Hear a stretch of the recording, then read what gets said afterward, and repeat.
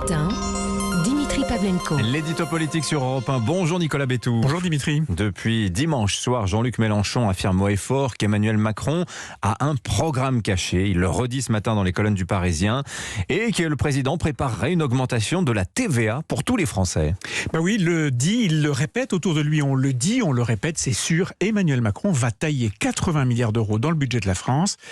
Et pour compenser ses coups de hache dans les finances publiques, il va augmenter la TVA. Le leader de la France Insoumise en est certain, même si le président de la République refuse de l'avouer. Ce projet existe et il exige d'Emmanuel Macron une réponse. Alors justement, Nicolas, que dit-on du côté du chef de l'État ? Eh bien que c'est un mensonge, que ce soi-disant projet est une pure invention et qu'il n'y a absolument aucune réalité à cela. Mais ce chiffre, les 80 milliards d'euros dont parle Jean-Luc Mélenchon, il sort de nulle part ? Alors non, mais il est totalement faux. Pour arriver à ce chiffrage, les experts, je mets des guillemets à experts, les experts de la France Insoumise ont fait un calcul simple. Pendant sa campagne pour la présidentielle, Emmanuel Macron a promis qu'en 5 ans, le déficit de la France, qui est aujourd'hui de 6,5%, serait ramené à 3% du PIB, c'est-à-dire au niveau de la norme exigée par les règles européennes. Si la France devait aujourd'hui, là, tout de suite, afficher 3% de déficit, il faudrait effectivement réduire de 80 milliards les dépenses. Ou, ce qui aurait le même effet, il faudrait augmenter les impôts de 80 milliards. Sauf que, et c'est là que se situe l'erreur commise par Jean-Luc Mélenchon, dans les 5 ans qui viennent, la France va être en croissance. Ses recettes vont augmenter, ses dépenses aussi.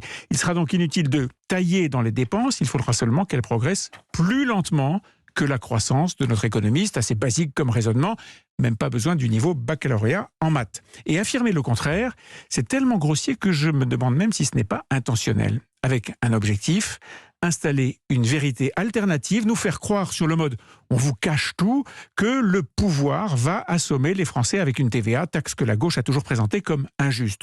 Le mensonge, c'est comme la calomnie dont parlait Beaumarchais, il germe, il rampe, il chemine, il grandit à vue d'œil et pour finir, il s'impose comme étant le vrai. Mais Nicolas, pardon d'insister, mais il n'y a rien, aucun indice, aucun fait sur lequel Jean-Luc Mélenchon aurait pu accrocher sa démonstration.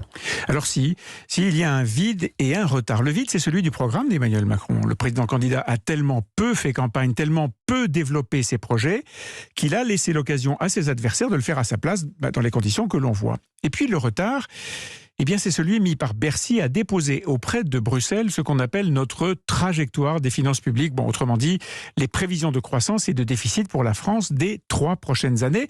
Et là encore, ce retard alimente la suspicion. Ça permet de construire un début de mensonge et de lui donner une apparence de réalité. C'est une stratégie délibérée. Mais est-ce que ça n'est pas un procédé finalement assez classique en politique, Nicolas ? Je ne suis pas naïf. Les arrangements plus ou moins gros avec la vérité, c'est évidemment fréquent, très fréquent en politique. Mais le mensonge assumé, la contre-vérité assénée, méthodique, c'est typique de la mauvaise politique, celle qui fait se détourner les Français de la vie publique. Depuis le début de la campagne des législatives, Jean-Luc Mélenchon a systématiquement ciblé Emmanuel Macron, faisant polémique de tout ce qui pouvait lui passer sous la main. Le décompte du nombre des voix, l'absence du chef de l'État en voyage à l'étranger, le refus de sa première ministre de débattre à la télévision, encore hier, la déclaration d'Emmanuel Macron sur le tarmac à Orly, tout. L'agressivité, bien sûr, peut être une stratégie de campagne, en espérant que ça canalisera les colères des électeurs. Mais c'est aussi un moyen de créer du ressentiment et à la fin, de susciter de la violence dans la société.